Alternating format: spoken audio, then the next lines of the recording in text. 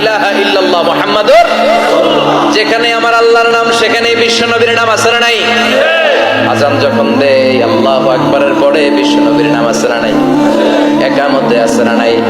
আবার আল্লাহর জন্য যখন সালাত আদায় করি শেষ বৈঠকে বিশ্ব নবীর উপর দুরূদ আছে না নাই? ওয়া রাফা'না লাকা যিকরাক, ও নবী আপনার নামকে আমি অনেক উপরে তুলে ধরেছি, আমার নাম যেখানে আপনার নাম ওইখানে, গোটা বিশ্বব্যাপী আপনার নাম ছড়ায় যাবে। ওরা আপনারে গালি দেয় কবি বলে, ওরা গালি দেয় গণক বলে, ওরা বলে আপনি আফতার লেস কাটা, আসলে যারা আপনারে গালি দেয় ওরাই লেস কাটা। ওরা আপনারে বলে আপনি নির্বংশ, আপনার ছেলেগুলো বেঁচে নাই, মেয়ে বেঁচে আছে, আপনার নাম নেয়ার কেউ থাকবে না। ওই আবু জাহেল, উতবা, সাইবা, ওদের নাম নেয়ার কেউ থাকবে না।